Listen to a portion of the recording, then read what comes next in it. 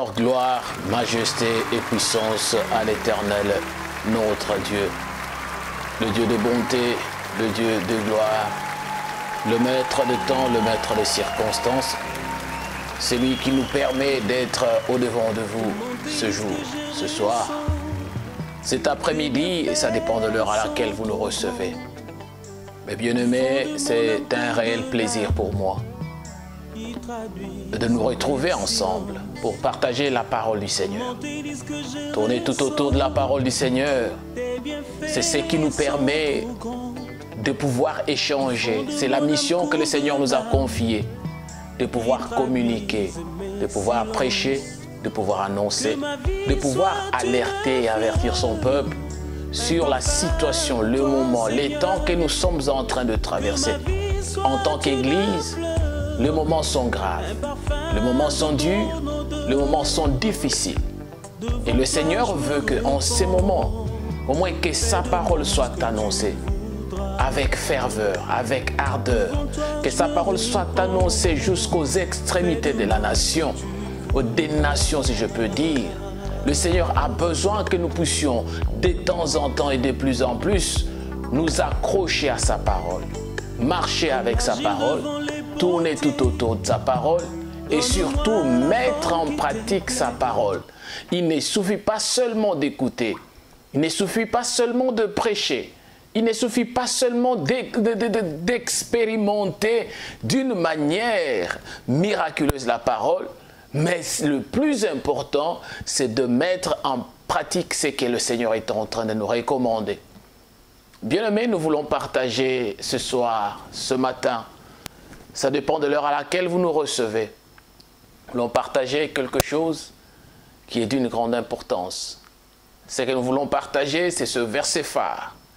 Le verset qui fait la fierté d'être chrétien et de comprendre la mission pour laquelle le Seigneur, notre Dieu, a accepté d'envoyer son Fils unique dans le monde.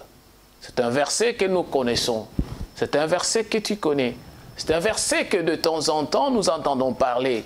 Oui, certainement c'est tout autour de ce verset que nous allons grappiller, que nous voulons ramasser, nous voulons encore bénéficier de quelque chose. Peut-être vous l'avez déjà entendu, peut-être vous ne l'avez pas encore entendu, mais tout ce que je demande est que vous puissiez disposer au moins de votre cœur de pouvoir écouter ce que le Seigneur veut nous parler en ce moment. Le thème que nous partageons, c'est l'action de la promesse. L'action de la promesse. Pourquoi l'action de la promesse? Parce qu'une promesse est quelque chose qui est comme un vœu.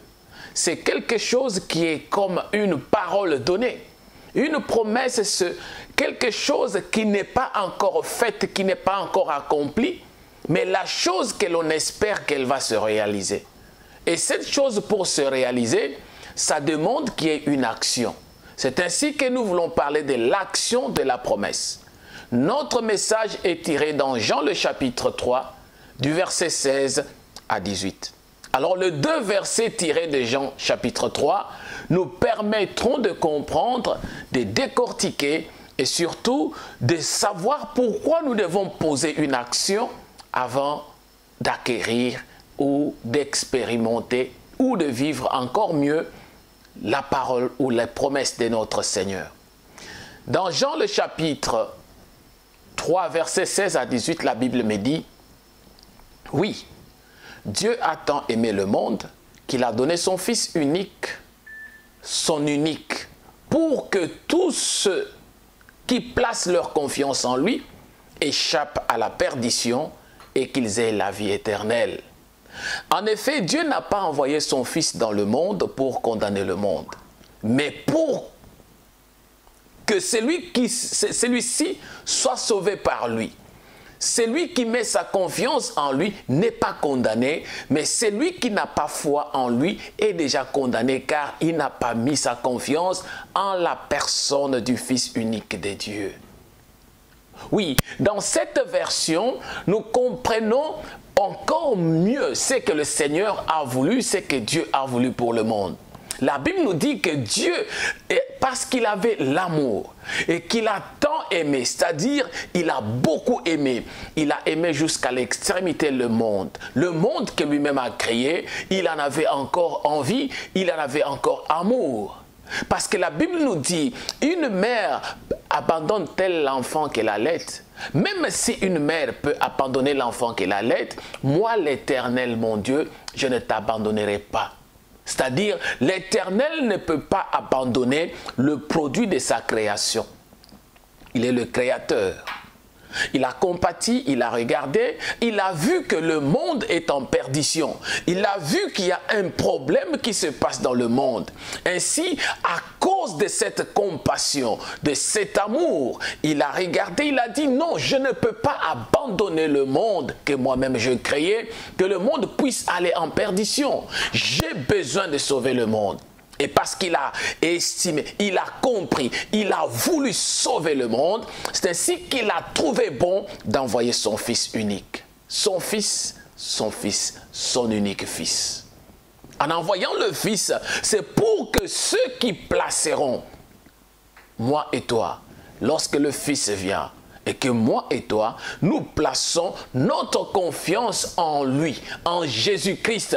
Nous plaçons notre confiance, nous allons échapper à la perdition, au danger qui est au-devant de nous, à la perdition qui est au-devant de nous. Dieu a besoin que nous puissions échapper. C'est comme quelqu'un qui marche, on est en train de lui dire, voilà, au-devant de toi, il y a un puits.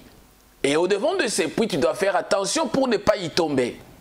Et que le Seigneur nous prévient, il tend les mains, il a voulu que nous puissions être sauvés. Il ne veut pas que nous puissions tomber dans ce puits-là, le puits de la perdition. C'est ainsi qu'il a envoyé son Fils, son unique Fils, afin que moi et toi, si nous plaçons notre confiance, si nous plaçons notre confiance dans la personne de notre Seigneur Jésus-Christ, nous l'acceptons.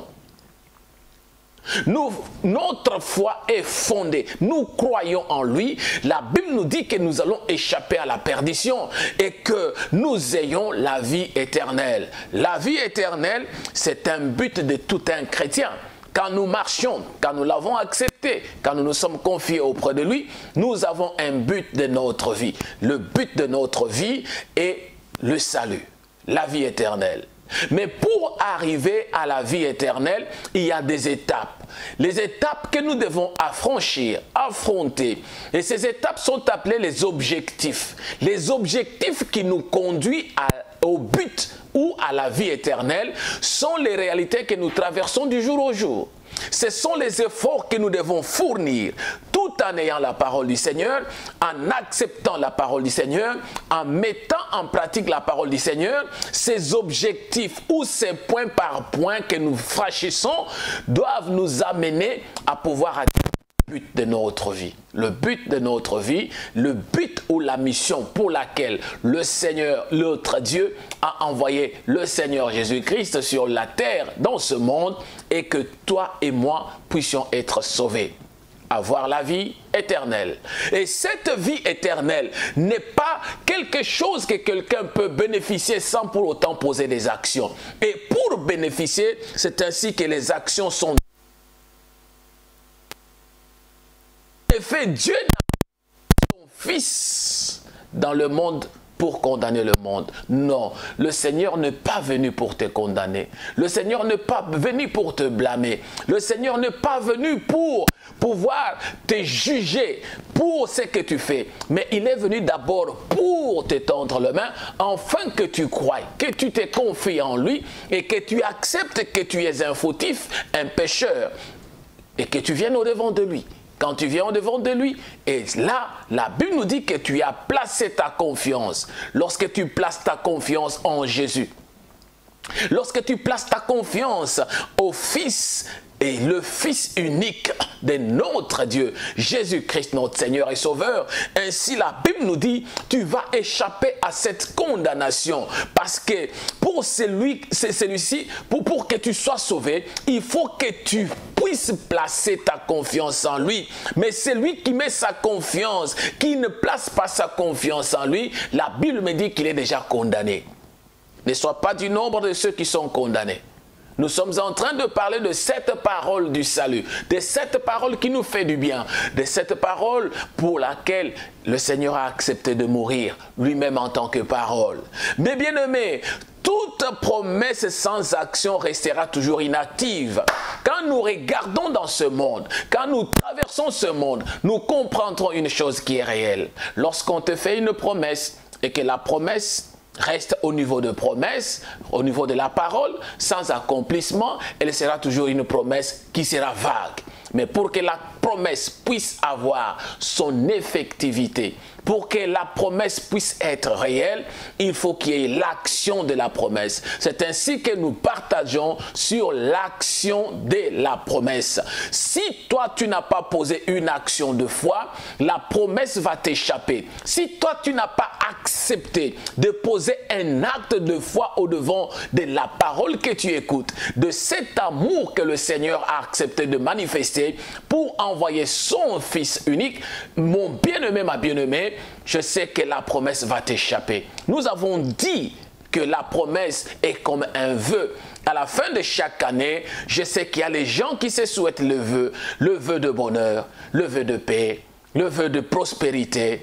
Mais durant l'année, si toi-même tu ne sais pas te mettre au service pour acquérir la paix, si toi tu ne sais pas te mettre au service pour avoir le bonheur, pour transformer ton être dans ta faiblesse, dans tes erreurs, dans tout ce que tu pouvais avoir commis l'année écoulée, sans pour autant faire les efforts pour les abandonner, pour t'améliorer, je pense que bien qu'on te souhaite une année de bonheur, une année de paix, de joie, tu ne vivras jamais une année de joie.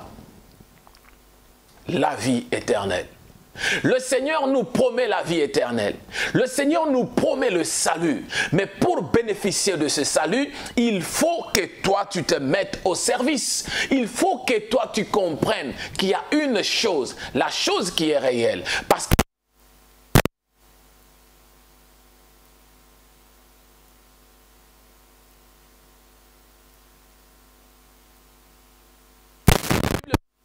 nous dit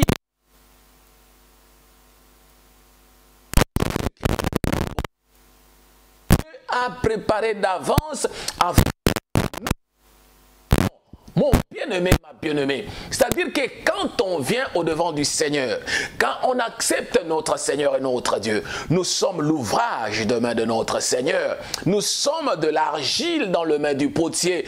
Dieu a fait de nous un vase. Et ce vase que nous sommes, et c'est pour pratiquer le bien. Il y a les œuvres que Dieu a déjà préparées d'avance avant que tu ne puisses l'accepter, avant que tu ne puisses.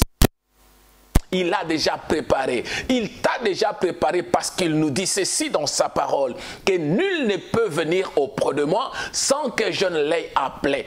Dieu nous appelle et lorsqu'il nous appelle, c'est pour accomplir de bonnes œuvres. Tu y es chrétien, tu y es un fils de Dieu, tu y as accepté le Seigneur. Mais si toi, tu ne sais pas mettre en pratique les bonnes œuvres qui nous amènent au salut, tu ne sais pas mettre en pratique des bonnes œuvres qui nous apportent, qui nous amènent au brisement, à porter le fruit, mon bien-aimé, tu ne seras jamais bénéficiaire de la grâce de notre Seigneur. La promesse va t'échapper. Tu ne seras jamais, jamais, jamais bénéficiaire de la promesse de notre Dieu. L'ouvrage de Dieu, créé en Jésus-Christ pour de bonnes œuvres que lui avait déjà préparées d'avance, afin que nous le pratiquions. Oui, c'est une réalité. Une réalité. Je peux donner un exemple. Pourquoi devons-nous être l'ouvrage de main de notre Dieu?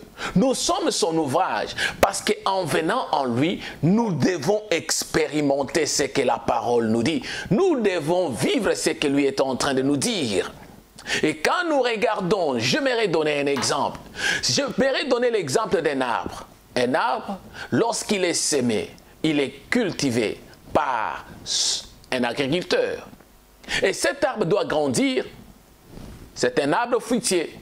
Et si c'est un arbre fruitier, il grandit, il va donner le fruit de son appartenance. Et le fruit qu'il va donner doit être un fruit qui doit être bénéfique pour ceux qui sont autour de lui. Pour les gens qui vont en accueillir, les gens qui vont goûter, qui vont tester, qui diront que non, réellement, ça c'est un bon fruit. Ce sont les œuvres que nous devons produire, les œuvres de la foi qui nous amènent à ce que nous appelons le fruit de l'esprit. Nous sommes comme un arbre. Nous ne pouvons pas nous poser des questions de savoir qui va manger de notre fruit. Nous ne pouvons pas nous poser des questions de savoir que ferons-nous de notre fruit. Mais les fruits qui sont produits en nous, les œuvres que nous produisons en nous, le Seigneur nous dit, nous sommes créés. Dieu a déjà préparé d'avance et que ce fruit, ces œuvres, nous devons le pratiquer au bénéfice de ceux qui sont autour de nous. Je suis un chrétien. Je produis la paix et quand je marche dans le milieu où il manque la paix, je suis comme cet arbre qui a produit un fruit qui est bénéfique auprès de ceux qui n'ont pas la paix. Je suis un chrétien parce que j'ai produit l'amour, j'ai produit la joie comme étant le fruit que j'ai donné. Parce qu'il nous dit allez et multipliez, produisez de fruits et le fruit qui sera, multipliez-vous et donnez le fruit qui seront consommés, le fruit qui seront dignes, consommables par ceux qui sont tout autour de nous. Seigneur, mes bien-aimés, j'aimerais te dire une chose. Si toi tu ne sais pas produire un fruit qui est bénéfique auprès de ceux qui sont autour de toi, il ne sert à rien de te dire que tu es un chrétien. La promesse dont le Seigneur nous parle, cette promesse, tu l'échapperas bien belle. Arrivons à transformer chaque activité de notre vie, mes bien-aimés, par une action de joie, une action d'adoration, une action de gloire de notre Seigneur pour laquelle Dieu doit prendre plaisir. Tout ce que nous avons, tout ce que nous expérimentons, tout ce que nous vivons dans le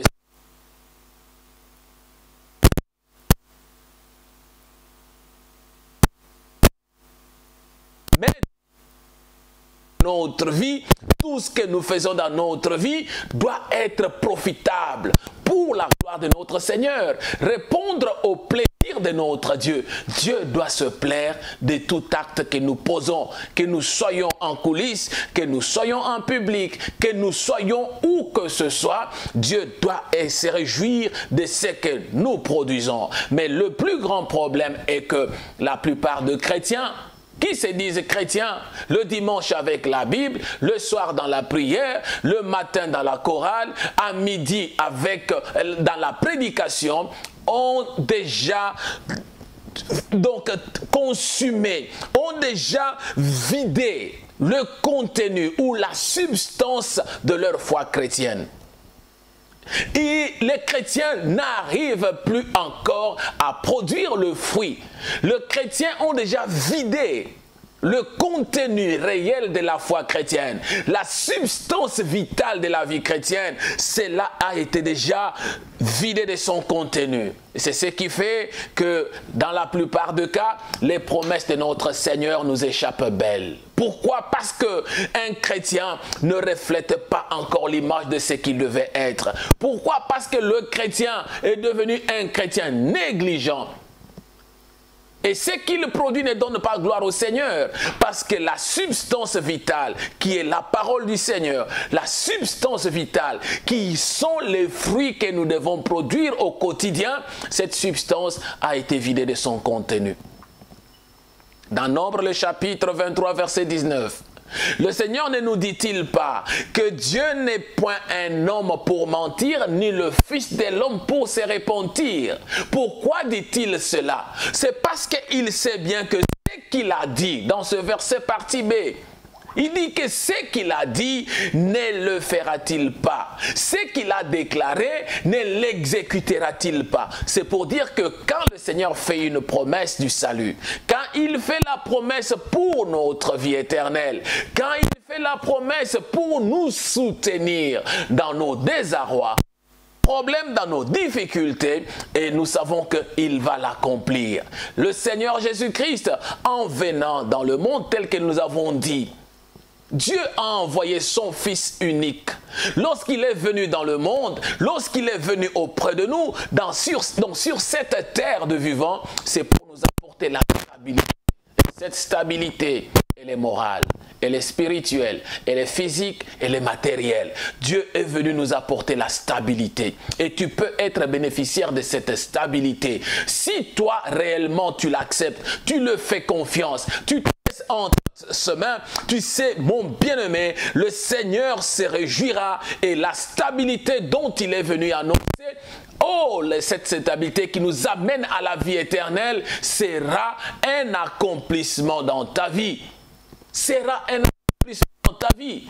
Mais le grand problème aussi est que les gens n'arrivent plus encore à supporter la saine doctrine telle que Paul est en train de le dire à Timothée. Pourquoi? Parce que les gens ont même fondu dans la foi. La foi n'existe plus. Les gens aiment la démonstration. Les gens aiment ce qui attire. Or, le Seigneur nous fait voir une chose qui est réelle. Quand nous lisons le Seigneur est en train de au travers ils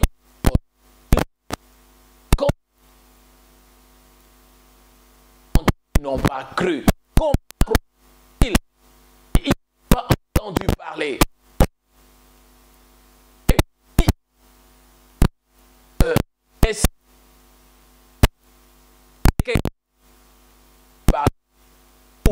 pas Dieu nous demande quelque chose. Et ce que nous vous disons,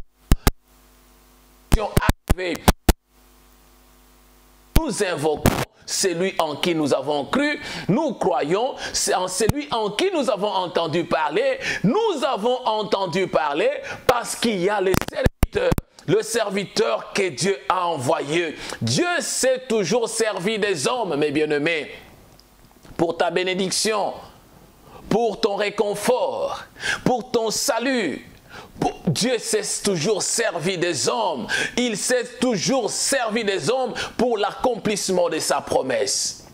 Pour l'accomplissement de la promesse de Dieu, il faut qu'il y ait les gens qui t'annoncent l'évangile. Pour l'accomplissement de la parole de Dieu, il faut qu'il tu sais invoquer, tu sais marcher dans l'accomplissement de la promesse. Tu sais poser les actions de la promesse. Mon bien-aimé, si les actions de la promesse, vie comme créateur envoyé pour parler au devant de ceux qui tenaient les enfants d'Israël.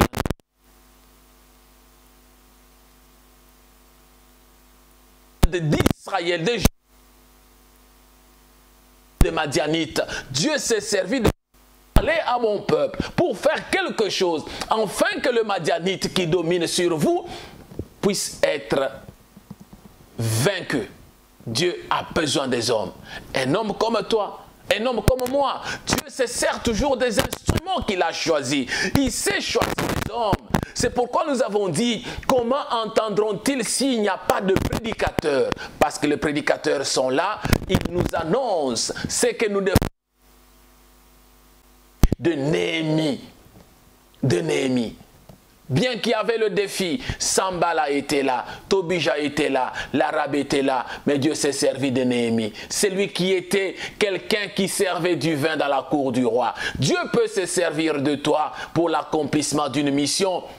C'est question de poser l'action qui amène à la promesse. Question de faire confiance en Dieu, question de croire en Dieu, question de se laisser entre les mains de Dieu. Ainsi, Dieu se servira de toi comme un instrument qu'il veut utiliser pour l'accomplissement d'une mission. Nous sommes les ouvrages de ses mains, créés pour de bonnes œuvres.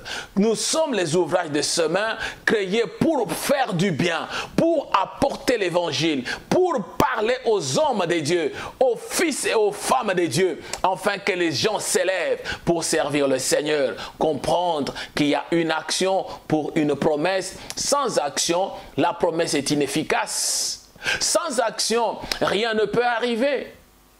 Si toi, tu ne sais pas te lever pour acheter quelque chose, pour préparer quelque chose à manger, je pense que tu ne mangeras point. Et tu dois te lever, poser une action, ainsi tu verras le Seigneur accomplir la promesse dans ta vie. Le Seigneur est bon, le Seigneur est merveilleux. Notre Dieu est merveilleux parce qu'il est le seul qui nous apporte la consolation, la force et la joie. Je bénis ce Dieu qui a permis ces quelques minutes de partage, d'exhortation, afin que nous puissions encore rafraîchir la mémoire dans l'amour de Dieu. Nous parlons de l'amour de Dieu parce qu'il y a une promesse de la vie éternelle. De l'amour de Dieu parce qu'il faut une action pour que nous puissions arriver à l'accomplissement de la promesse. Je bénis le Seigneur pour ta présence, pour ton écoute, pour ta disponibilité. Je sais bénir le pasteur, de là où nous étions partis en mission de service, le pasteur Jacob Israël Katumbaï, en Afrique du Sud, à Cape Town. Que le Seigneur te bénisse. Je bénis le Seigneur pour la disponibilité, le cœur joyeux que tu nous as accueillis, et sans oublier le pasteur Didier. Oh, je bénis le Seigneur pour le bon moment passé ensemble. Que le Seigneur soit béni. À vous tous qui nous écoutez, qui avez eu le temps, qui nous avez écoutés, qui avez eu le temps de répondre à cette grande conférence qui a eu lieu. Oh, que le Seigneur vous bénisse. Je bénis et je salue toute l'église conduite par le pasteur Didier, toute l'église conduite par le pasteur Jacob Katumbaï. Merci, que le Seigneur très haut continue à vous bénir pour le bienfait, pour l'accueil, la disponibilité et surtout ce temps que nous avons passé, un temps fraternel pour communiquer la grâce de notre Dieu. Je suis le vôtre, le pasteur Francis Longo, pasteur responsable de l'Assemblée chrétienne Peniel à Cork, dans la République d'Irlande. Que le très haut, le Dieu, le pourvoyeur, je serai toujours confiant. À vos besoins, à vos désirs. Seigneur, observe mes voies. Regarde le cœur d'une personne. Garde-moi près de ta croix.